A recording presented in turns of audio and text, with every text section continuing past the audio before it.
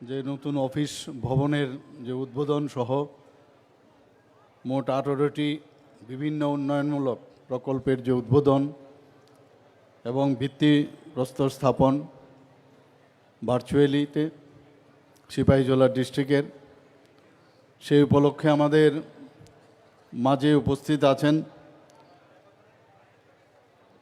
আমাদের ত্রিপুরা সরকারের মাননীয় মন্ত্রী, যিনি একটু আগে ওনার মূল্যবান বক্তব্য আমাদের সামনে রেখেছেন। ওনার ডিপার্টমেন্টের যে কী উন্নয়নমূলক কাজ হয়েছে সেই বিষয়ে উনি আমাদের সামনে বক্তব্য রেখেছেন। শ্রী শুক্লাচরণ নোয়াতিয়া, কোঅপারেশন এবং অন্যান্য দপ্তরের মাননীয় মন্ত্রী আমাদের মাঝে উপস্থিত আছেন। এই জেলারই সবার প্রিয় ত্রিপুরা সরকারের মাননীয় মন্ত্রী হায়ার এডুকেশন এবং পঞ্চায়েত এবং অন্যান্য দপ্তরের শ্রী কিশোর বর্মন মহোদয়, উনিও বিস্তারিতভাবে আমাদের সামনে ওনার আলোচনা রেখেছেন। এখানে উপস্থিত এই জেলার যিনি সভাধিপতি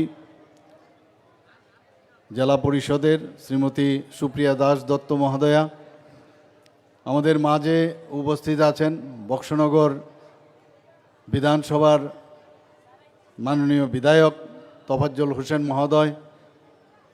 আমি দেখলাম অনেকগুলো বক্সনগরের মধ্যে অনেকগুলো ইনগুরেশন এবং ভিত্তিপ্রস্তর হচ্ছে। উনি বারবারই আমার কাছে চলে আসেন, এটা করতে হবে সেটা করতে হবে। তো আমি আজকে বলছিলাম যে বেশিরভাগই তো তোমার এখানে হচ্ছে, তো বললে তো আপনার ইচ্ছাই সেটা হচ্ছে। আমি বললাম আমার ইচ্ছা না, এটা জনসাধারণের ইচ্ছার কারণে সেটা হচ্ছে। এখানে আমাদের মাঝে উপস্থিত আছেন ধনপুর বিধানসভার মাননীয় বিধায়ক শ্রী বিন্দু দেবনাথ মহোদয়।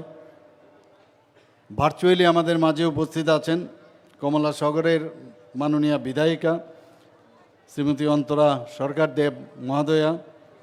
এখানে টিটিএডিসির সম্মানিত এমডিসি, কাঠালিয়া এবং মির্জা রাজাপুর কনস্টিটিউয়েন্সির শ্রী পদ্মলোচন ত্রিপুরা, উনিও আমাকে প্রায়ই বলেন যে যেভাবে উন্নয়ন এখানে হচ্ছে, মানে এই বিষয়ে আমাদের যেভাবে আলোচনা করা প্রয়োজন মানুষের কাছে নিয়ে যাওয়ার, সেটা কিন্তু কম হচ্ছে। তা আজকে মনে হয় আমরা যেভাবে এখানে মানুষের সামনে সব আলোচনা পর্যালোচনা যাই হচ্ছে সেটা মানুষের কাছে আমরা নিয়ে যেতে পারছি। আমাদের মাঝে উপস্থিত আছেন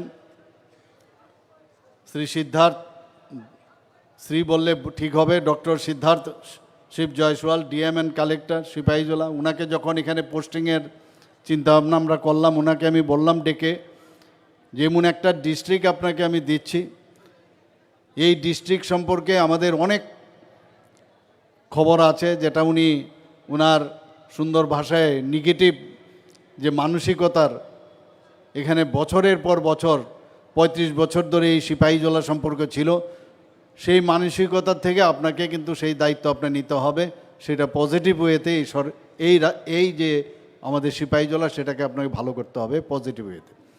যেমন কথা যেরকম আমরা বললাম সেইভাবেই এখন আজকে ওনার বক্তব্যের মধ্যে আমরা দেখলাম এবং সেটা করছেন। এবং আমি আশা করি এখানেই খামতি থাকলে হবে না। আমরা জানি এই জেলার মধ্যে বা এই মহকুমার অন্তর্গত বিভিন্ন জায়গায় যে গাঁজা ব্যবসা, ড্রাগ স্মাগলিং এবং এই যে আর্লি ম্যারেজ ইত্যাদি যে বিষয়গুলো আছে, আমরা যেভাবে slow and steady wins the race, আমরা কিন্তু সেই দিশায় চলছি। একদিনে সব হয়ে যাবে সেটা বলার অপেক্ষা নয়। যারা এখানে উপস্থিত আছেন অনেককে আমি আগেও এসেছি এখানে, অনেকে আমাকে জানেন। আমার যে মেইন যে উদ্দেশ্য আমাদের সরকারের, যে নেক্সট জেনারেশনের কাছে এমন একটা আপনারা উপহার দেবেন যে আত্মসম্মান নিয়ে বেঁচে থাকার যে উপহার, সেটা নেক্সট জেনারেশনকে দেবে। এটা কারণ এই 35 বছরের রাজত্বে ওরা, যেটা আমাদের মাননীয় মন্ত্রী কিশোরবাবু বলছিলেন, যে ৩৫ বছরে এখানের এই সাব ডিভিশনালের মুখ্যমন্ত্রী ছিলেন, কিন্তু আনদেখা, খালি সরকারে থাকতে হবে, বাস, কোনো ডেভেলপমেন্ট নেই, কিচ্ছু নেই। তো সেই জায়গায় মাননীয় প্রধানমন্ত্রী নরেন্দ্র মোদীজির যে ব্লেসিংস, ওনার যে চিন্তাধারা, সেই চিন্তাকে সামনে রেখে আমরা কিন্তু আজকে এই যে সাব ডিভিশন বা সিপাহীজলার এই যে এতদিন ধরে একটা বদনাম, সেই বদনাম থেকে আমাদের মুক্ত করতে হবে। সেটা একা প্রশাসনের পক্ষে সম্ভব হবে না, সবাই মিলে যদি আমরা কাজ করি এবং সেটা যদি বুঝাতে পারি, তাহলে মানুষ কিন্তু যে কাজে এতদিন ধরে যুক্ত রয়েছে তার থেকে বেরিয়ে আসবে। আমাদের এখানে এডিকশন, আমরা আমাদের জন্য একটা বিরাট সমস্যা এখানে। এই বদনাম থেকে আমাদের কামাতে হবে। আমি এর জন্যই আমি ডক্টর সিদ্ধার্থ শিব জয়সওয়ালকে আমি ধন্যবাদ দেব, যে উনাকে আমি যেভাবে বলেছি এর একটা ঝলক আমি কিন্তু এখানে দেখতে পাচ্ছি। এখানে উপস্থিত এই জেলারই যিনি এসপি মহোদয় আছেন, শ্রী বিজয় দেববর্মা মহোদয়, আমিও ওনাকে বলবো, যেহেতু যে কথাগুলো আমি বললাম, যে সব বিষয়গুলো, এগুলো যখন এই জায়গায় বেশি করে বিদ্যমান, তো সেই জায়গার মধ্যে উনার দায়িত্ব কিন্তু বিরাট। তো উনাকে আমি বলছি, মানুষের সাথে কথা বলতে হবে, জনপ্রতিনিধিদের সাথে একসাথে মিলে একটা নতুন, যে মাননীয় প্রধানমন্ত্রী যে নিউ ভারত আর আমরা নিউ ত্রিপুরা যে চিন্তাভাবনা আমরা নিয়েছি, সেই নিউ সিপাহীজলার চিন্তাভাবনা নিয়ে আপনি কাজ করবেন, এবং সেটাও উনি করছেন। বিভিন্ন জায়গায় যখন আইন শৃঙ্খলার প্রশ্ন উঠে, আমি দেখি ওনার সাথে আমি ইনডাইরেক্টলি কথা বলি, যাকে বলার, এবং সেই খবর আমি নেই, মাঝে মাঝে ওনার সাথে আমি ডাইরেক্টলি বলি। কারণ একটা মাইন্ডসেট হয়ে গেছে যে আমি এইভাবেই আমাদের জীবন দশক ধরে এইভাবেই চলছে, এক ফ্যামিলি থেকে নতুন ফ্যামিলি হচ্ছে। কিন্তু এর থেকে যদি আমরা শিক্ষার আলোতে যদি আমরা নিয়ে আসতে পারি, তাদের অ্যাওয়ারনেসের মাধ্যমে আমরা নিয়ে আসতে পারি, তাহলে এর থেকে অনেকে বিরত থাকবে। এখনকার ছেলেমেয়েরা, এখন যারা এতদিন এইসব কাজে লিপ্ত ছিল, তাদের বিরুদ্ধে একদিন কিন্তু যুদ্ধ ঘোষণা করবে যে এই কাজটা ঠিক নয়। তো উনিও সেই কাজটা করছেন। খালি গায়ের জোরে হবে না, পুলিশের নিজের, এটা তো শাসনের একটা ব্যবস্থা, কিন্তু যতক্ষণ ধরে মানুষ নিজেরা এর থেকে না বেরিয়ে আসবে, ততক্ষণ এটা খুব অল্প সময়ে পয়সা আসবে ঠিকই, কিন্তু মনে শান্তি পাবেন না, নানা রকম সমস্যায় থাকবে আপনার। যে কোনো সময় যে কোনো দুর্ঘটনা হতে পারে, এবং সেই দুর্ঘটনাতে কিন্তু আপনাদের প্রায়ই দেখি সিপাহীজলার মধ্যে এই ঘটনাগুলো হয়। আমি এখানে director elementary education, government of Tripura, virtually উপস্থিত আছেন শ্রী রাজীব দত্ত মহোদয়। এখানে জেলা পরিষদ, নগর পঞ্চায়েত সহ বিভিন্ন স্তরের যারা জনপ্রতিনিধিগণ আছেন, বিভিন্ন দপ্তরের লাইন ডিপার্টমেন্টের যারা আধিকারিকগণ আছেন, এবং বিশেষ করে যারা ছাত্রছাত্রীরা, অভিভাবক যারা এখানে উপস্থিত, এবং স্বাস্থ্যকর্মী, টিচার্স, নন টিচিং স্টাফ, এবং এই জেলার যারা বিশিষ্ট ব্যক্তিবর্গদের আমি দেখতে পাচ্ছি, আমি নাম নিলাম না সবার, অনেকে এখানে উপস্থিত আছেন, এবং আমার প্রিয় সাংবাদিক বন্ধুরা, সবাইকে আমি এখানে উপস্থিত থাকার জন্য, আমাদের কথা শোনার জন্য দীর্ঘ সময় ধরে আপনারা এখানে বসে আছেন, আপনাদেরকে হার্দিক অভিনন্দন ও শুভেচ্ছা জানাচ্ছি। আজকে এখানে যে বিভিন্ন যে উদ্বোধন হলো, এবং বিভিন্ন যে ভিত্তিপ্রস্তর 18টি প্রকল্পের মোট যে ব্যয় প্রায় 50 করোড়, আমার পূর্ববর্তী বক্তা বলেছেন। এর মধ্যে দেখা যায় স্বাস্থ্য দপ্তরের মোট প্রকল্প হচ্ছে 60টি, শিক্ষা দপ্তরের হচ্ছে 5টি, আমাদের রাজস্ব দপ্তরের 5টি, এবং সংখ্যালঘু কল্যাণ দপ্তরের 1টি। এবং আমাদের, আপনারা জানেন যে আমরা বারবার মাননীয় প্রধানমন্ত্রীজি বলছেন যে ইনফ্রাস্ট্রাকচার আমাদের যদি ডেভেলপ না করা যায়, তাহলে বাইরের থেকেও যারা ইনভেস্টার্স আছে তারাও আসবে না। প্লাস আমাদের যেসব ডিপার্টমেন্টের যদি ইনফ্রাস্ট্রাকচার, তাদের যদি প্রপার প্ল্যাটফর্ম না দেওয়া যায়, তাহলে সাধারণ মানুষ থেকে শুরু করে, সেটা স্বাস্থ্যক্ষেত্রেই হোক, সেটা আমাদের এডুকেশন ক্ষেত্রেই হোক, রাজস্ব দপ্তরেই হোক, আমাদের যে সংখ্যালঘু সম্প্রদায়ের জন্য যে ব্যবস্থা, সে তাদের যদি না দেওয়া যায়, তাহলে সবকা সাথ সবকা বিকাশ আর বিশ্বাস আর প্রয়াস, সেটা কিন্তু কোনোদিন সম্ভব হবে না। আমরা যে কারণে এইবারের বাজেট 2025-26-এ ইনফ্রাস্ট্রাকচার ডেভেলপ করার জন্য 7,000 কোটি টাকা, আমাদের যে 30,000 কোটি টাকা সাময়িক প্রথম আমরা রেখেছি, তার মধ্যে 7,000 কোটি টাকা শুধু ইনফ্রাস্ট্রাকচার ডেভেলপমেন্ট করার জন্য আমরা রেখেছি। প্রায়শই আমি এখানে যখন বসেছি এর মধ্যেই বলা হচ্ছে, আমার মাননীয় মন্ত্রী, দুজনেই মন্ত্রী আমাকে বলছিলেন, এমএলএ সাহেবরা বলেন আমাদের এখানে এতগুলো প্রকল্প রেডি হয়ে আছে, আপনি কবে ডেট দেবেন। এখন প্রকল্পের সাথে আমার মানে যে এত ইঁদুর দৌড়ের মতো অবস্থা হয়েছে, আমি দৌড়ে পারছি না, এত প্রকল্প মানে হচ্ছে এখানে রেডি আছে, খালি ইনোগ্রেশন করা। এবং প্রতিনিয়ত আপনারা দেখছেন বিভিন্ন জায়গায় আমি যখন যাই সেখানে এই ধরনের ভিত্তিপ্রস্তর থেকে আরম্ভ করে অলরেডি উদ্বোধন ইত্যাদি হচ্ছে এখানে। আমি বলতে পারি এখন সারা ত্রিপুরায় এখন উন্নয়নের যদি আমরা বলি, এটা কম আগের যে সরকার ছিল আমাদের 2018 আগে, সেগুলো মিথ্যা যেসব মানে কথা বলা হতো, আজকে কিন্তু আমরা সেটা হারে আর আমরা টের পাচ্ছি। আমরা বলছি সত্যিকারের অর্থে এখন উন্নয়নের যোগ্য চলছে। স্বর্ণযুগ বলতো আমরা সেটা কিন্তু শুনেছি, কিন্তু এই জেলাতে দেখলেই বোঝা যায় কোথায় স্বর্ণ আর কোথায় রূপো আর কোথায় তাম্র, কিছুই খুঁজে পাই না আমরা। তো আমরা আগামী দিন আমরা চাই যে ত্রিপুরাকে আমরা ভালোভাবে একটা সুন্দর রাজ্য হিসাবে আমরা ভারতবর্ষের মধ্যে এখন আমরা যেভাবে কাজ করছি এবং তার রিকগনাইজেশনও কিন্তু আমরা পেতে চলছি। এবং আমরা ত্রিপুরার যে উজ্জ্বল ভবিষ্যৎ, সেই উজ্জ্বল ভবিষ্যতের কথা চিন্তা করে নানাবিধ প্রকল্প সেখানে আমরা চেষ্টা করছি, সেগুলো রূপায়ণ বলা এবং রূপায়ণ করার চেষ্টা করছি।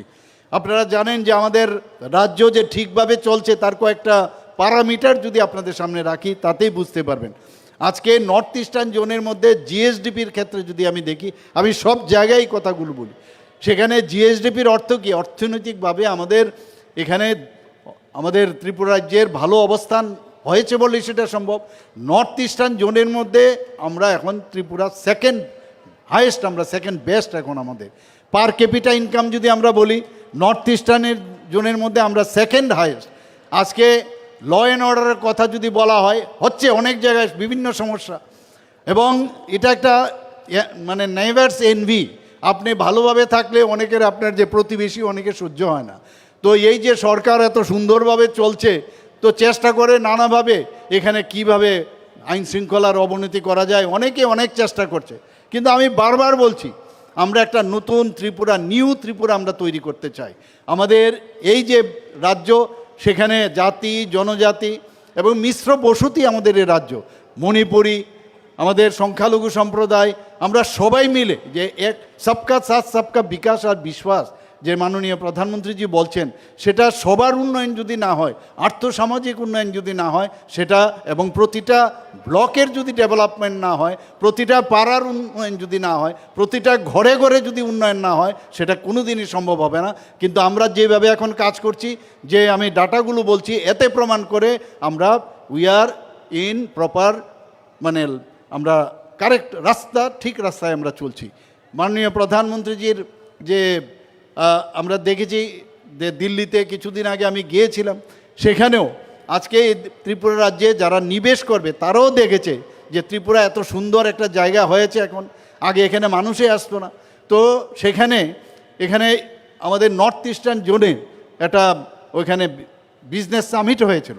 সেখানে 8টা যে রাজ্য, আগে 7টা রাজ্য ছিল নর্থ ইস্টার্ন জোনের, সেখানে এখন অষ্টলক্ষ্মী নাম দিয়েছেন। তো সেখানে আমরা যখন সেখানে যাই, মাননীয় প্রধানমন্ত্রীজি সমস্ত ইনভেস্টরদের কাছে আহ্বান জানিয়েছেন। আপনারা শুনে খুশি হবেন, সেখানে 30,000 কোটি টাকার মৌ হয়েছে। এবং সেই 30,000 কোটি এই যে অষ্টলক্ষ্মী 8টা রাজ্যের মধ্যে হয়েছে। কিন্তু দেখা গেল ত্রিপুরার জন্য এই 30,000 কোটি টাকার মধ্যে 15,000 কোটি টাকা শুধু ত্রিপুরার মধ্যে মৌ হয়েছে। এতে প্রমাণ হয়, আমি যখন ওখানে আধিকারিকরা ছিলেন, অন্যান্যরা যারা ছিলেন, আমাকে বললেন যে আমাদের স্টলে আপনার যেতে হবে। আমি স্টলে গেলাম, যাওয়ার পরে দেখলাম আমি ভিতরেই ঢুকতে পারি না, এত ভিড়। অথচ অন্যান্য রাজ্যের সেখানে ততটা ভিড় ছিল না। তো এতে করে প্রমাণ হয় we are in right direction. তো এতে করে আমরা যেভাবে কাজ করছি আগামী দিন, শুধু তাই নয়, আপনারা নীতি আয়োগের আমাদের কিছু যে সূচক আছে, কিছু প্রকাশিত সূচক, সেই সূচকের নিরিখে নীতি আয়োগ আমাদের এখন বলছে যে এই ত্রিপুরা এখন ফ্রন্ট রানার স্টেট হিসাবে ঘোষণা দিয়েছে। বন্ধুগণ, একটু আগে আমার মাননীয় মন্ত্রী বলেছেন এখানে যে পঞ্চায়েতের কাজ এত ভালো হচ্ছে ত্রিপুরাতে। 7-7টা জাতীয় স্তরে আমরা পঞ্চায়েতের পুরস্কার পেয়েছি, এবং এটা শুধু আমাদের পঞ্চায়েতে যারা আছেন তারা নয়, এই পঞ্চায়েতের মেইন যে বিষয় সেটা হচ্ছে আমাদের সাধারণ মানুষ।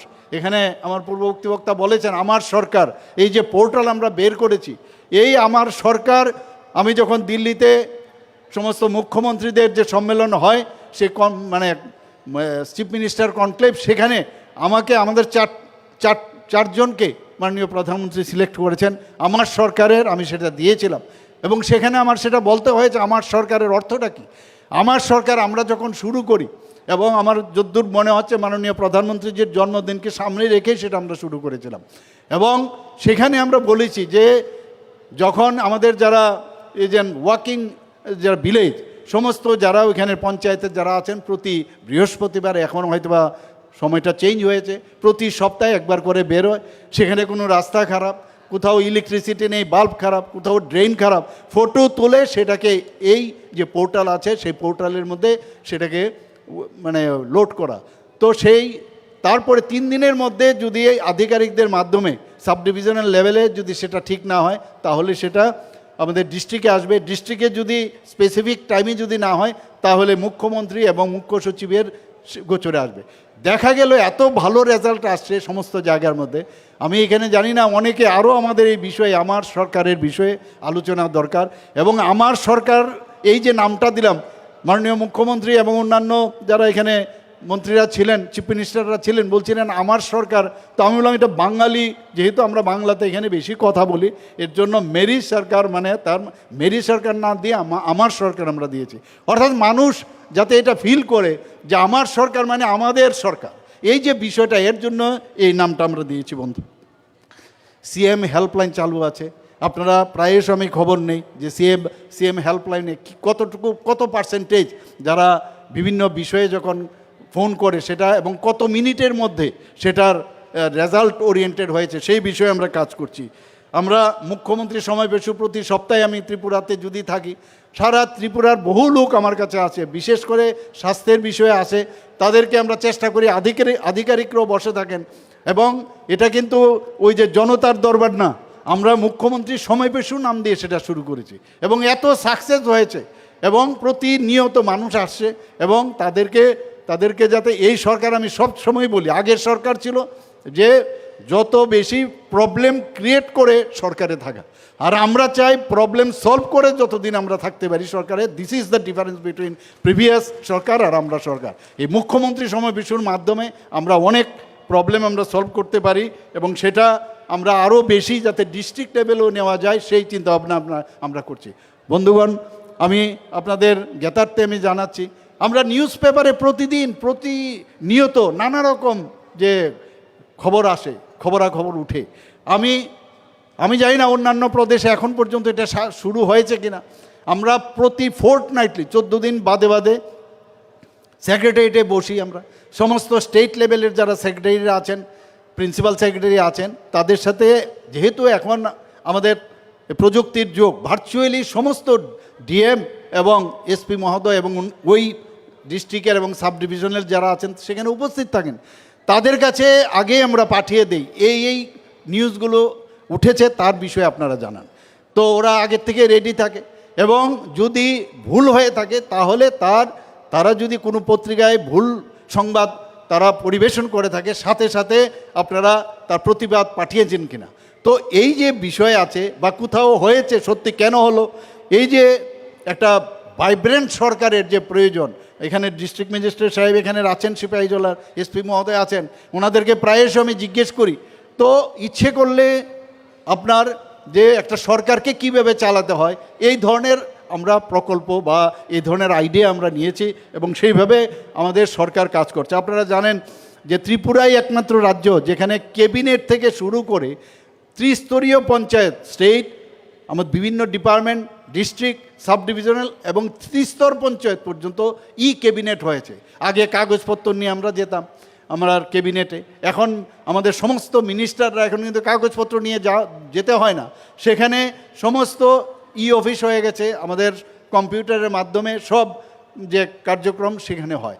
তো এই হচ্ছে ডিফারেন্স আমাদের, এবং খুব আমরাই একমাত্র রাজ্য সারা ভারতবর্ষের মধ্যে যে ত্রিস্তরীয় পঞ্চায়েত পর্যন্ত আমরা সেটা পেপারলেস যে অফিস সেটা কিন্তু আমরা চালু করেছি। চাকরি নেই, চাকরি নেই, কত রকমের কথা আমরা শুনি। ত্রিপুরা সরকার, আমরা এই সরকার আসার পর আমাদের 2018 থেকে আমরা এখন পর্যন্ত প্রায় 20,184 জন আমরা চাকরি অলরেডি ডাইরেক্ট সরকারি চাকরি আমরা দিয়েছি, এবং এখন পর্যন্ত কোনো চ্যালেঞ্জ হয় না। অর্থাৎ স্বচ্ছতার সাথে কিভাবে চাকরি দিতে হয় সেটা এই সরকার দেখিয়েছে। আগে তো আপনারা জানেন 10,323 তাদের নিয়ে কত খেলনা, কত কিছু হয়েছে। সেদিন আমি দেখলাম যে পশ্চিমবাংলায় যে চাকরি চলে গিয়েছিল, সেখানে ডিভিশন বেঞ্চ থেকে একটা রায় এসে তারা অত্যন্ত উৎফুল্ল হয়েছেন। আরে এই উৎফুল্লর এর আগেই এখন সে বসে বসে আর তো কিছু কাজ নেই, সেই মিডিয়ার দৌলতে বা আপনার সোশ্যাল মিডিয়াতে যে সরকারকে কিছু করা উচিত। আরে আমরা তো অলরেডি করে ফেলেছি, কিন্তু আপনারা যে কাজটা করেছেন এখানে তো না টেট না, কিন্তু পশ্চিমবাংলায় তো টেট পরীক্ষা দিয়ে তারপর পেয়েছে। আমি বলছি না তারা ঠিক করেছে, সেটা হয়তো বা সুপ্রিম কোর্টে যাবে। এখন সুযোগ পেয়েছে, আপনারা কিছু করুন। অরণ্যের রোদন, ক্রোকোডাইল টিয়ার যাকে বলে, তারা আমরা অলরেডি করেছি। তাদেরকে 2 বছরের জন্য আমরা করেছি, তাদেরকে এক্সটেনশন দিয়েছি। নানাভাবে আমরা চেষ্টা করেছি যে ওনাদেরকে কোনো রিলিফ দেওয়া যায় কিনা, এখনও আমরা চেষ্টা করছি। ওনাদের কারণে এটা হলো, এবং ওনাদের যে মানে পার্টনার এখন হয়েছে কংগ্রেস, এই দুজনে, একজন মানে চাকরি খেয়েছে আর একজন চাকরি অন্যায়ভাবে দিয়েছে। তো এদের সম্পর্কে মানুষ এখন জানে, আর আমাদেরকে শেখাতে হবে না, আমরা জানি কি করতে হবে না করতে হবে, আমরা জানি।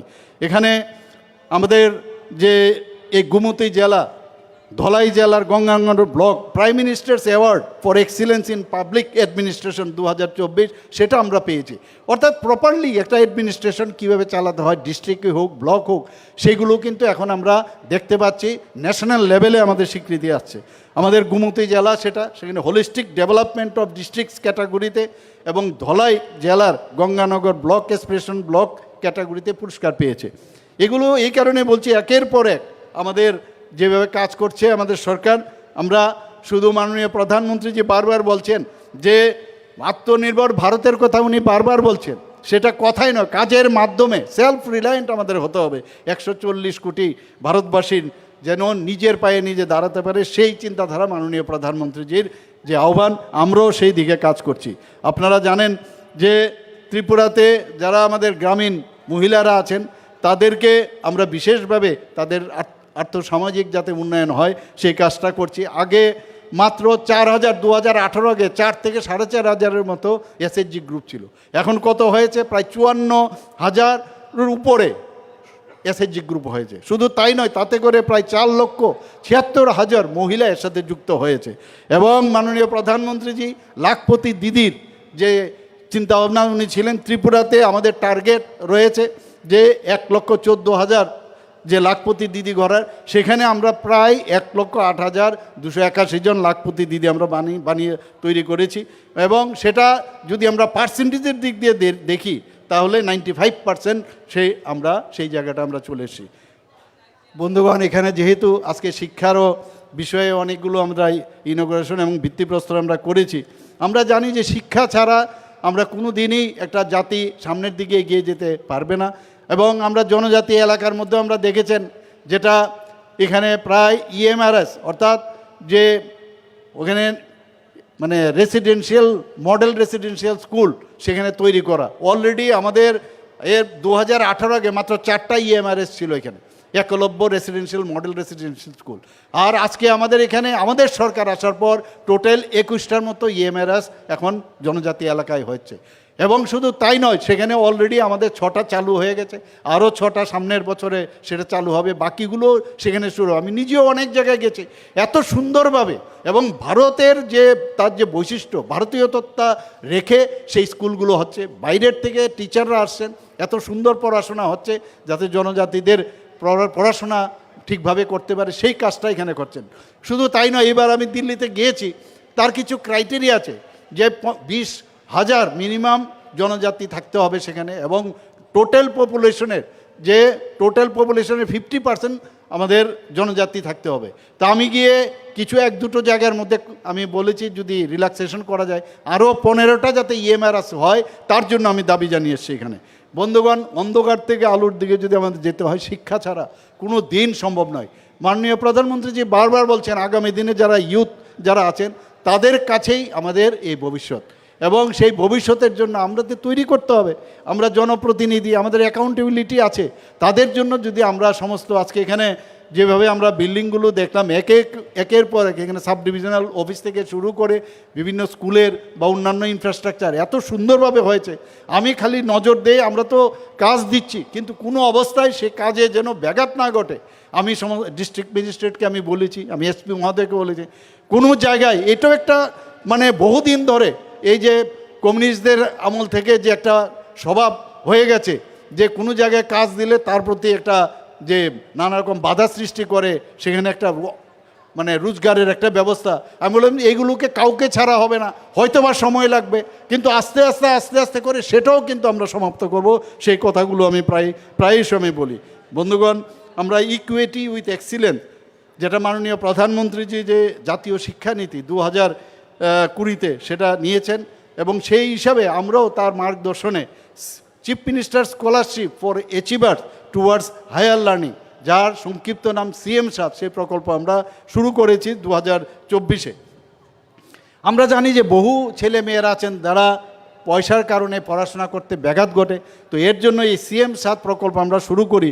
অর্থের অভাবে যাতে মেধা না হারিয়ে যায়, এই যে প্রতিশ্রুতি, তার মূল মন্ত্র মাথায় রেখে আমরা এই প্রকল্প সূচনা করেছি। এর মধ্যে অনেকজনকে আমরা তাদেরকে আমরা সেইভাবে হেল্প করেছি এখানে। বন্ধুগণ, আমাদের এখানে বিদ্যালয়ের যে প্রাইমারি যে বিদ্যালয়গুলো আছে সেখানে ফাউন্ডেশনাল যে লিটারেসি এবং নিউমেরেসির উপর আমরা জোর দিয়েছি। নিপুণ ত্রিপুরা যে প্রকল্প, প্রায় 10,000-এর বেশি যারা টিচার্সরা আছেন তাদেরকে আমরা ট্রেনিং দিয়েছি, যাতে প্রপারলি ছোট যারা শিশুরা আছেন তাদেরকে প্রপারলি ট্রেনিং দিতে পারে।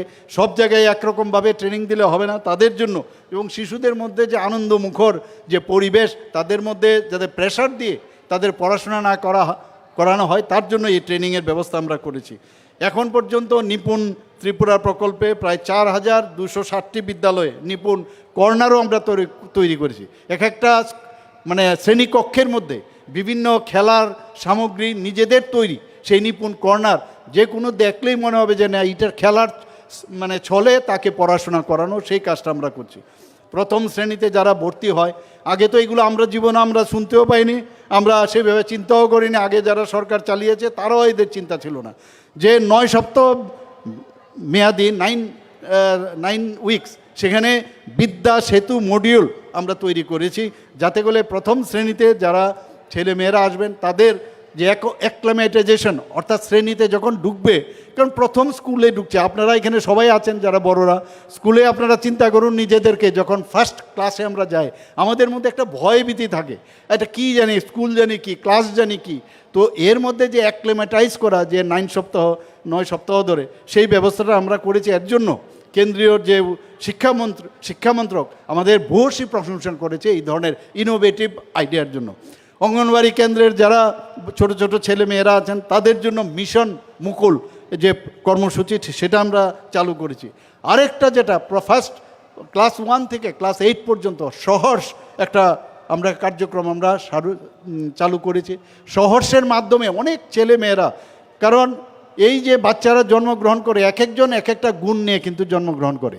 আমরা কি করি, সবাইকে একসাথে আমরা ভাবি যে সব বাচ্চারা একরকম, সেরকমটা না। এক একজনের এক এক জিনিস আছে, তাদেরতে সে তার মধ্যে কি ইন্টেলেকচুয়াল যে বিষয় আছে, তার মধ্যে কি চিন্তা ভাবনা আছে, সেটাকে বের করার জন্য সেই যে কার্যক্রম আমরা সেটা এই সহর্ষ কার্যক্রম আমরা শুরু করেছি। এখানে CBSE-র যে এফিলেটেড 125টি আমরা, আপনারা সবাই জানেন, বিদ্যার্থী স্কুল আমরা শুরু করেছি। প্রথম যখন পরীক্ষা হয় এটা নিয়ে অনেক যে ভালো রেজাল্ট হচ্ছে না, কিন্তু গত বছরের যে রেজাল্ট আমরা দেখলাম প্রায় 85% রেজাল্ট পাশের হার বেড়ে গেছে এখন, এবং খুবই ভালো করছে। সুপার 30 প্রকল্প আমরা শুরু করছি। এতে করে সুপার 30 প্রকল্প, আমি এই কথাগুলো এই কারণে বলছি, আমরা সরকার কিছু করে না, সরকার কিছু দেয় না, বিরোধীরা বলে উন্নয়ন কোথায় দেখতে পাই না, প্রায়শই বলে। আমি বলবো আমি নেক্সট টাইম আমি ঠিক করেছি সমস্ত আমাদের সরকারি প্রকল্পে ওনাদেরকে যারা এমএলএ আছেন তাদেরকে আমি এখানে আধিকারিক যারা আছেন, আমি আগামী দিন ওনাদেরকে, যদিও আসে না ওনারা, অনেক জায়গায় আমরা প্রায়শই ওনাদেরকে ইনভাইট করি, এসে বসে দেখুক কি উন্নয়ন হচ্ছে। কারণ আমি এক জায়গায় বলেছি, কারণ তাদের ছানি পড়ে গেছে, ছানির কারণে এই উন্নয়ন দেখতে পায় না। এটা নিয়ে অনেক সময় অনেক কটাক্ষ হয় যে মুখ্যমন্ত্রী কি বলছেন আবোল তাবোল। তো আমরা বলার আছে, মাঝে মাঝে এই ধরনের কথা না বললে মনে হচ্ছে যেন রাজনীতিটা হয় না, তো এর জন্য আমিও মাঝে মাঝে বলি এগুলো। তো আমরা চাই যে সব জায়গার মধ্যে একটা ভালো সুপার 30 প্রকল্পে এখন পর্যন্ত 12 জন MBBS পেয়েছে, 8 জন ছাত্রছাত্রী IIT পেয়েছে, 13 জন NIT-তে ভর্তির সুযোগ পেয়েছে। দিস ইজ কল্ড ভারতীয় জনতা পার্টির নেতৃত্বাধীন সরকার। রাজ্যের যারা 9th ক্লাসে পড়ে মেয়েরা, তাদের আমরা জানেন, আমরা চাই যে যারা আমাদের মেয়েরা আছেন, আমরা নারী শক্তি যাতে শক্তিশালী হয়, তার জন্য তাদেরকে আমরা বিনামূল্যে সাইকেল দিচ্ছি। সংখ্যাটা কত? 1,22,509 জন। Chief minister's annual state award for academic excellence, সেটাকে 703 জনকে আমরা অলরেডি আমরা আইপ্যাড এবং ট্যাব আমরা এর মধ্যে দিয়েছি বন্ধুগণ। আমরা 84টি বিদ্যালয়কে পিএমসি স্কুল হলে অনেকগুলো বেনিফিট থাকে, তার স্ট্যান্ডার্ডাইজেশনও বেশি থাকে, তো সেইভাবে আমরা পিএমসি স্কুলে রূপান্তরিত করেছি। বন্দে ত্রিপুরা একটা চ্যানেল আমরা শুরু করেছি। আপনারা জানেন যে কোভিডের সময় অনেক সমস্যা হচ্ছিল, ছেলে মেয়েরা তারা স্কুলে যেতে পারতো না, কিন্তু ঘরে বসে এই বন্দে ত্রিপুরার মাধ্যমে, সেই চ্যানেলের মাধ্যমে শিক্ষা লাভ করা, এবং সেখানে আমি নিজেও গেছি প্রপারলি হচ্ছে কিনা, প্রপার টিচার আছে কিনা, সেটাকে আরও বেশি মডার্নাইজেশন করা যায় কিনা, এখনও সেটা চালু আছে, এবং এতে করে অনেক সুবিধা হচ্ছে। আমরা Tripura science talent search examination, সেটা আমাদের সরকার আসার পর, এবং ম্যাথ ট্যালেন্ট সার্চ এক্সামিনেশন, যারা নবম শ্রেণীর যারা ছাত্রছাত্রীরা আছেন তাদের মধ্যে যাতে বিজ্ঞান নিয়ে চিন্তাভাবনা হয়, কারণ বিজ্ঞান এটা অন্যান্য stream, with due respect to other stream, কারণ বিজ্ঞান নিয়ে করলে আমাদের দেশের জন্য এবং রাজ্যের জন্য অনেক উন্নয়ন হয়। তাদের মধ্যে সেটাকে আরও বেশি করে যাতে আমরা তাদের উদ্বুদ্ধ করা যায়, সেই কাজটা আমরা করছি বন্ধুগণ। বিগত 5 বছরে এখন টিচারও তো লাগবে, শুধু খালি স্কুল ইনফ্রাস্ট্রাকচার করলে তো হবে না, সেখানে নন টিচিং স্টাফও লাগবে। আমরা একদিকে যেমন ইনফ্রাস্ট্রাকচার তৈরি করছি, এবং আবার আরেকদিকে টিচার এবং প্রপারলি টেট এডুকেটেড TRBTর মাধ্যমে, এবং আমরা বিভিন্ন যেসব আমাদের TPSCর মাধ্যমে বিভিন্ন কলেজ স্কুলে আমরা কিন্তু সেভাবে দিচ্ছি। বিগত 5 বছরে 5,215 জন শিক্ষক, এবং লাইব্রেরিরও দরকার 115 জন লাইব্রেরিয়ান আমরা নিয়োগ করেছি। আমরা গত 1 বছরে এই জাস্ট ফাইন্যান্সিয়াল ইয়ার, সেখানে জয়েন্ট JRBTর মাধ্যমে 566 জন প্রার্থীকে LDC এবং মাল্টিটাস্কিং স্টাফ আমরা নিয়োগ করেছি বন্ধুগণ। সবচেয়ে বড় গৌরবের বিষয়, আমি নিজেও সেখানে ছিলাম, যে আমাদের মিজোরাম এবং গোয়ার পরে ত্রিপুরা একমাত্র রাজ্য যেখানে আর দেশের 3য় পূর্ণ স্বাক্ষর রাজ্য হিসাবে সেটা ডিক্লেয়ার দিয়েছে, এবং ইউনেস্কোর যে ক্রাইটেরিয়া, যে 95% সেই যে ক্রাইটেরিয়া আছে, সেটা হলেই তাকে পূর্ণ রাজ্য হিসেবে ঘোষণা করা হবে। ত্রিপুরা 95.6%, এবং 23শে জুন 2025 সেটা ঘোষণা হয়েছে। This is the 3rd state in the country. বন্ধুগণ, প্রায়শ বলে এমন জায়গায় কলেজ নেই, আমরা অলরেডি আমবাসা, কাকরাবন এবং করবুকে আরও 3টি সরকারি ডিগ্রি কলেজ যাতে হয়, এখানে আপনাদের জন্য অনেক সুবিধা হবে। এর মধ্যে আমরা কাকরাবনে আমরা সেটা শুরু করে দিয়েছি, 25-26 শিক্ষাবর্ষে সেটা শুরু হবে। মুখ্যমন্ত্রী কন্যা আত্মনির্ভর যোজনায় আমরা 140 জন মেধাবী যারা ছাত্রীরা আছেন, এটাকেই বলে যে জনমুখী যে একটা সরকার, সেটাতে প্রমাণিত হয়। 140 জন যারা আমাদের 12th ক্লাস পাস করেছে তাদেরকে আমরা বিনামূল্যে স্কুটি আমরা প্রদান করেছি। বন্ধুগণ, আপনারা ভাইফোঁটার সময় আমি যখন মুখ্যমন্ত্রী প্রথম হই, অনেকে এসে আমাকে বলছেন, আমাদের মেয়েরা বোনেরা এসে বলছেন যে কিছু একটা ঘোষণা করুন। তা আমি বললাম যে ঠিক আছে, ঘোষণা করলাম। আমি সরকারি আধিকারিকদের সাথে কথা বললাম, আমার যারা কলিগ ছিল তাদের সাথে কথা বলার পরে, যারা ডিগ্রি কলেজে সমস্ত ফি থেকে আরম্ভ করে, ডেভেলপমেন্ট ফি থেকে আরম্ভ করে, ডিগ্রি কলেজে মেয়েদের সমস্ত যে আপনার যে ফি, সবগুলো আমরা মুকুব করেছি 2022-23 শিক্ষাবর্ষ থেকে। যারা দিব্যাঙ্গন আছে, যারা দৃষ্টিহীন আছেন, তাদের জন্য চিফ মিনিস্টার স্পেশাল স্কলারশিপ আমরা চালু করেছি। এবং আপনারা শুনে খুশি হবেন, লক্ষ্য একটা প্রকল্প আমরা শুরু করেছি, যে অনেকে IAS IPS এবং সেটা হতে চায়, এবং UPSCতে যেতে, কিন্তু তার জন্য তো পড়াশোনার একটা জায়গায়, ভালো জায়গায় যেতে হবে। তার জন্য তাদেরকে উৎসাহিত করার জন্য আমরা লক্ষ্য একটা প্রকল্প আমরা শুরু করি। সেখানে এখন পর্যন্ত 10 জন কে এই প্রকল্পে আর্থিক সাহায্য দেওয়া হয়েছে। ত্রিপুরাতে এখন মানুষ বাইরের থেকে আসতে চাইছে, আমি যেটা আগে বলেছিলাম। এখন পর্যন্ত আপনারা দেখেছেন ত্রিপুরাতে আমাদের এখানে ট্রিপল আইটি ত্রিপুরাতে চালু হয়ে গেছে, এখন সেটা এনআইটিতে আছে। তাদেরকে জমি দিয়েছি আমরা মোহনপুর সংলগ্ন একটা জায়গায়, সেখানেও তারা বিল্ডিং বানাবে। আমাদের এখানে ন্যাশনাল ফরেন্সিক সায়েন্স ইউনিভার্সিটি, আগে আমরা পাশ করার পরে তখন থেকে আমাদের সময়ে West Bengal board of secondary ছিল, সেখানে ত্রিপুরা বোর্ডও ছিল না, ইউনিভার্সিটিও ছিল ওয়েস্ট বেঙ্গল আপনি ক্যালকাটা ইউনিভার্সিটি। এখন আমাদের এখানে এতগুলো ইউনিভার্সিটি হয়ে গেছে, নিজেদের বোর্ড হয়ে গেছে। এখন ছেলেমেয়েরা পাশ করলে হায়ার এডুকেশনের জন্য আর বাইরেও যেতে হচ্ছে না, ত্রিপুরাতেই এতগুলো আমাদের এইসব সুবিধা চলে এসছে। ন্যাশনাল ফরেন্সিক সায়েন্স ইউনিভার্সিটি শুরু হয়েছে, এখানে এনএলইউ ন্যাশনাল ল ইউনিভার্সিটি হয়েছে। একটু আগে আমাদের মাননীয় মন্ত্রী বলেছেন যে ত্রিপুরা ইনস্টিটিউট অফ টেকনোলজি, যেটাকে আমরা টিআইটি বলি, সেটাকে আমরা ড্রোন সেন্টার, এবং আমি কিছুদিন আগেও সেখানে আমি গিয়েছিলাম, এনসিসিদের একটা প্রোগ্রাম ছিল, সেখানে গিয়ে আমি অত্যন্ত খুশি হয়েছি যে সেখানে আমরা চালু করে এসেছিলাম একটা ড্রোন সেন্টার, এবং সেটাকে রিসার্চ যাতে করা যায়, এবং ওরা প্রদর্শনও করেছে। এবং সেই টিআইটিকে আমরা আগামী দিনে আমাদের ক্যাবিনেটও ডিসিশন হয়েছে, সেটাকে ইউনিভার্সিটি আমরা করতে যাচ্ছি। শুধু তাই নয়, আমরা এর আগেও 2022-23 যে পুরনো যে আগরতলা সরকারি ডিগ্রি কলেজ, পানিসাগর সরকারি degree college, Shri Aurobindo general degree college, যেটাকে আমরা ইংলিশ মিডিয়াম করেছি, নতুন সরকারি ডিগ্রি কলেজ আমরা চালু করেছি। আমরা শুধু তাই নয়, যেটা আমার মাননীয় মন্ত্রী বলেছেন অলরেডি, যে মহিলা কলেজ অনেক দিনের একটা চিন্তা ভাবনা ছিল, অনেকে এই বিষয়ে আমাদের সাজেশনও দিয়েছে। তো উইমেন্স ইউনিভার্সিটি আমরা করতে যাচ্ছি, এটা আমার মনে হয়, আমি জানি না অন্যান্য কোথাও আমাদের অন্যান্য প্রদেশে আছে কি না। তো আমরা এর জন্য যা যা করার, ইনফ্রাস্ট্রাকচার ডেভেলপ করার, ফিনান্সেরও আমরা কনকারেন্স নিয়েছি, এবং সেইভাবে আমরা কাজ করছি। এখানে আগে মেডিকেল কলেজে যাওয়ার জন্য 7টা, 8টা, 9টা, 11টা, 13টার মতো আমাদের সিট আসতো, আর আজকে ত্রিপুরাতে কত মেডিকেলের আসন? 450-র মতো সিট আমাদের ত্রিপুরাতে এখন আছে। অর্থাৎ ত্রিপুরার ছেলে মেয়েদের কত ইজিলি এমবিবিএস পড়ার সুযোগ রয়েছে। ডেন্টাল কলেজ অসম্ভব, একটা সিট আসতো, সেখানে আজকে গভর্নমেন্ট ডেন্টাল কলেজ এখানে হয়ে গেছে। আসন সংখ্যা কত? 50 আসন দিয়ে শুরু করেছি, আজকে আরও 13টা আসন বেড়েছে, 63 আসনের সংখ্যা হয়ে গেছে। এখানে বিএসসি নার্সিং কলেজ গভর্নমেন্টের শুরু হয়েছে, এখানে ফার্মেসি কলেজ শুরু হয়ে গেছে। তো একটা মেডিকেল হাব তৈরি করার জন্য যা যা দরকার সেটা করছি।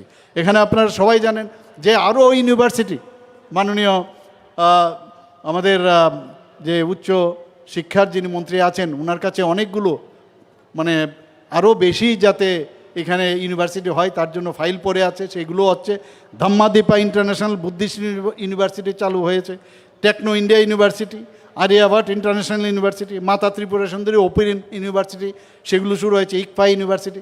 প্রচুর ইউনিভার্সিটি আমাদের এখানে কিন্তু ত্রিপুরাতে এখন আসতে চাইছে, একটাই কারণ যে এই রাজ্যে প্রপার একটা সরকার এখানে চলছে, এবং তার উপর বিশ্বাস এবং আশ্বাস যে আমরা দেই, তার উপর বিশ্বাস ওনাদের আছে। আমরা আগামী দিনে আমরা আরও অনেক কিছু করার চিন্তা ভাবনা আছে। বন্ধুগণ, এখানে যদি আজকে স্বাস্থ্যের কথা আমি এই কারণে বলছি, স্বাস্থ্যের দিকেও আপনারা যদি দেখেন, আগে কথায় কথায় মানে এটার জন্য প্রচার প্রসার খুব প্রয়োজন। ত্রিপুরাতে এখন এতগুলো সুপার স্পেশালিটি হয়েছে, 9টা super specialty Agartala government medical college হয়েছে, আরও 5টা সুপার স্পেশালিটি আমরা স্টার্ট করতে চাইছি। কিন্তু এখানে একটা সবসময় একটা ধারণা যে এখানে কোনো ট্রিটমেন্ট হয় না, কিছু একটা হলো তারপরে এটা বিরোধীরা তার নিয়ে নানা রকম কথাবার্তা বলে। আমি এখানে যে সিটিবিএস, আয়ার, cardiology, neurosurgery, neurology, nephrology, gastroenterology, gastro surgery, plastic surgery, urology, এবং আরও 4টা থেকে 5টা নতুন আমরা এখানে সুপার স্পেশালিটি স্টার্ট করতে যাচ্ছি।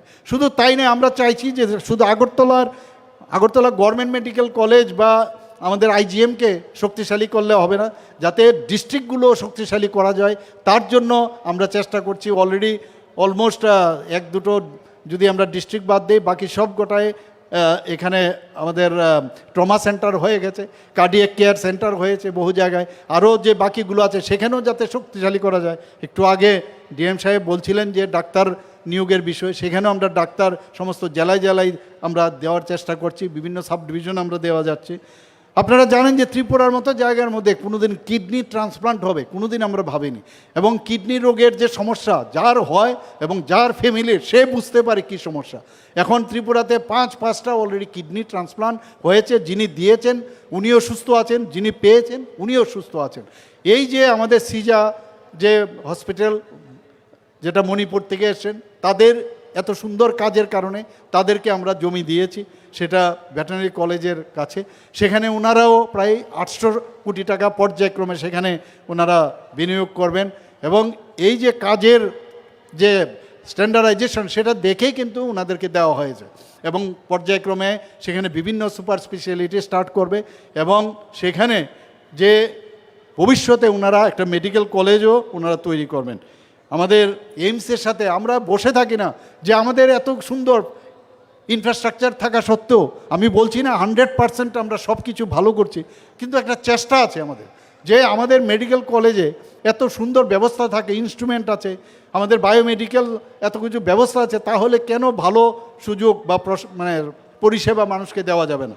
তো যে কারণে 15 অক্টোবর 2025 নয়াদিল্লিতে আমি গিয়েছিলাম, সেখানে এইমসের যিনি ডাইরেক্টর আছেন ডক্টর শ্রীনিবাস, ওনার সাথে আমরা ত্রিপুরা সরকার এবং এইমসের মধ্যে একটা মৌ চুক্তি হয়, যাতে ওনারা মাঝে মাঝে ত্রিপুরাতে আসবেন, এসে বিভিন্ন হসপিটাল, আমাদের হসপিটালে কিভাবে, কারণ ইনফ্রাস্ট্রাকচার থাকলে হবে না, সেখানে প্রপারলি কিভাবে তার ম্যানেজমেন্ট করতে হবে সেই বিষয়ে ওনারা দীর্ঘ কথা আমাদের সামনে রেখেছেন, এবং আমি আশা করি যে এইগুলোর কারণে আমাদের এখানে স্বাস্থ্যের যে জন্য বাইরে যে যায় তার কিন্তু অনেক বেশি এখন মানুষ বাইরে যাওয়ার থেকে অনেকটা বিরত হয়েছে। ওএনজিসি ফাউন্ডেশন এবং এজিএমসি এবং জিবিপি 14 অক্টোবর একটা স্পেশাল ওয়ার্ড ওএনজিসি আমাদের দিয়েছেন, সেই বিষয়ে মৌ স্বাক্ষরিত হয়েছে। রামকৃষ্ণ মিশনের সাথে আমরা মৌ স্বাক্ষর করেছি, যাতে আরও বেশি করে এখানে স্বাস্থ্য ব্যবস্থা আরও ভালো হয়। আমাদের রেডিওলজিক্যাল ইমেজ সিস্টেম এবং ল্যাবরেটরি রিপোর্টিং সিস্টেম, সেটা প্রপারলি আমরা যেভাবে চিন্তা করেছি সেটাও ভালো কাজ হচ্ছে। টেলিমেডিসিন, প্রায়শই বহু লোক আসে যে শুধু দেখানোর জন্য, খালি কনসালটেশনের জন্য বাইরে শুধু টাকা পয়সা খরচ করে যেতে হয়। আমরা বললাম যে পেশেন্ট টেলিমেডিসিনের মাধ্যমে আমরা অলরেডি এইমসের সাথে আমরা মৌ করেছি, তো সেখানে 5,000 টাকা করে দেবে, সরকার দেবে 5,000, এবং আমি বলেছি সেখানে যে তার যে পেশেন্ট, শুধু ডাক্তাররা থাকবে না, পেশেন্ট পার্টিকে নিয়ে সেখানে বসবে, এবং যিনি ডাক্তার তার কাছে তার যে সাইন অ্যান্ড সিমটম, তার যে উপসর্গগুলো আগেই যেন সেখানে পাঠিয়ে দেওয়া হয়, সেটার জন্য কাজ এখন শুরু হয়ে গেছে, এবং আমি আশা করি যে এতে করে কিন্তু অনেকটা সুবিধা হচ্ছে। ত্রিপুরা রাজ্যের ডাক্তারবাবুদের মধ্যে কিন্তু বা স্বাস্থ্যকর্মীদের মধ্যে গুণের কিন্তু অভাব নেই, প্রপারলি করছে কি না। যখন ডাক্তারবাবু যখন ওখান থেকে বলবেন ভার্চুয়ালি, বলে না প্রপার ট্রিটমেন্ট হচ্ছে, তাহলে তাদের মধ্যেও কিন্তু সেই বিশ্বাসটা আসবে, তাহলে এবং ট্রিটমেন্টের যদি কিছু চেঞ্জ করতে হয় সেখান থেকে যখন বলবেন সেভাবে চেঞ্জ করতে পারে। আমাদের ল্যাপ্রোস্কোপি মেশিন, গ্যাস্ট্রো সার্জারি এবং অবস গাইনের জন্য 3,60,00,000 টাকা ব্যয়ে নতুন এই মেশিন আমরা এনেছি। Smart lab facility, genetic lab, modular diagnostic, এগুলো রিসেন্টলি আমরা শুরু করতে যাচ্ছি। আপনারা জানেন যে আমাদের যে পিজি কোর্স, আমাদের প্রায়শ যারা মন্ত্রী বাহাদুররা আছেন, এমএলএ সাহেবরা আছেন, জনপ্রতিনিধিরা প্রায়ই বলেন আমার হসপিটালে একজন স্পেশালিস্ট দেন। তো স্পেশালিস্ট তো কিনতে পাওয়া যাবে না, তৈরি করতে হবে। তো তাদের জন্য আমরা যে আমাদের আগরতলা গভর্নমেন্ট মেডিকেল কলেজে এতদিন ধরে আমাদের যে আসন সংখ্যা ছিল সেটা অনেক কম ছিল, সেখানে এখন কিন্তু আমরা অনেকটা বৃদ্ধি করেছি, এবং আগামী দিন আরও বৃদ্ধি হবে। তো যখন এখান থেকে আমাদের ডাক্তারবাবুরা পিজি করে পাস করবে, প্রায় 94 আসন সংখ্যা, আমরা আগে 80 করেছিল, সেখানে 94 সংখ্যা বেড়েছে। ত্রিপুরাতে আমরা আগে এটার বিষয়ে এই বিষয়ে আজকে এখানে উনি বলেননি, কিন্তু মাঝে মাঝে যখন আমাদের রিভিউ হয় সেখানে বলা হয়েছে শিশু মৃত্যুর হার ত্রিপুরাতে কিন্তু কেন্দ্রীয় সরকারের বিভিন্ন যে প্রকল্প, সেখানে কিন্তু আমরা দেখেছি যে প্রকল্পের কারণে আমাদের শিশু যে মৃত্যুর হার ত্রিপুরাতে আগে অনেক বেশি মাত্রায় ছিল, কেন্দ্রীয় যে শিশু মৃত্যুর হার তার থেকে অনেক কম। মাতৃকালীন সময়ে যে মৃত্যু জাতীয় হারের থেকে অনেক হ্রাস পেয়েছে। টিবি নির্মূলীকরণ, মাননীয় প্রধানমন্ত্রীজি বারবার বলছেন যে এলিমিনেশন অফ টিবি মাস্ট, এবং এর জন্য বিভিন্ন আমরা প্রচার প্রসারও করছি। এবং আজকে আরেকটা বিষয় এখানে না বললে নাই হয়, এবং আমার মনে হয় এটা বলা দরকার, যে এইচআইভি যে ইনফেকশন এবং এইডস, আমরা সবাই জানি যে এইচআইভি ইনফেকশন যদি এটা একটা মারাত্মক ব্যাধি, এই ইনফেকশন আমাদের শরীরে যখন হয় নানা রকম কারণে এইচআইভি হয়ে থাকে, আর একবার যদি এইচআইভি হয় সেটা কিন্তু শরীর থেকে যায় না, এবং তার যে সাইন অ্যান্ড সিমটম উপসর্গ সেটা কিন্তু বোঝা যায় না। যত স্ক্রিনিং করা যাবে তত বেশি আমাদের এইচআইভির সংখ্যা ত্রিপুরাতে কত এখন কিন্তু খুব উদ্বেগজনক অবস্থায় আছে। আমাদের নর্থ ইস্টার্ন জোনের মধ্যে আমরা এখন 4th পজিশনে আমরা আছি। কাজেই এই দিকেও আমরা এখন আমরা যে ব্যবস্থা নিয়েছি তাতে করে অনেকটা হ্রাস পেয়েছে, কিন্তু তার জন্য সব মানুষের সমস্ত জনসাধারণের কাছে আমি বলবো তার জন্য অ্যাওয়ারনেস এবং একটু নজরদারি আপনাদের দরকার। অ্যান্টি রেট্রোভিয়াল থেরাপি এবং ওরাল যে আমাদের যে ওপিওড যে সাবস্টিটিউট থেরাপি সেটা যদি নেওয়া যায় তাহলে এর থেকে অনেকটা আমরা বিরত থাকতে পারবো। এইগুলো প্রতিদিন আমি সব জায়গায় যখন যাই এই এইচআইভি এবং আমাদের যে এইচআইভি এবং এইডসের বিষয়ে আমি আলোচনা করি। এবং আপনারা নিশ্চয়ই জানেন যে এইচআইভিতে যারা আক্রান্ত হয়েছে প্রায় 2180, তাদেরকে এই সরকার একটা মানবিক যে সরকার সেখানে তাদেরকে 2000 টাকা করে ভাতা আমরা দিচ্ছি, এবং বিভিন্ন জায়গায় যে ইন্টিগ্রেটেড কাউন্সিলিং টেস্টিং ইত্যাদি আমরা সেখানে করছি। প্রধানমন্ত্রী জন আরোগ্য যোজনার কথা যদি বলেন, আমরা যে টার্গেট ছিল 100%, সেটা কিন্তু প্রায় 17 লক্ষ যে আয়ুষ্মান যে কার্ড সেটা দেওয়ার সেটা আমরা কিন্তু অলরেডি সেই টাচ করে ফেলেছি।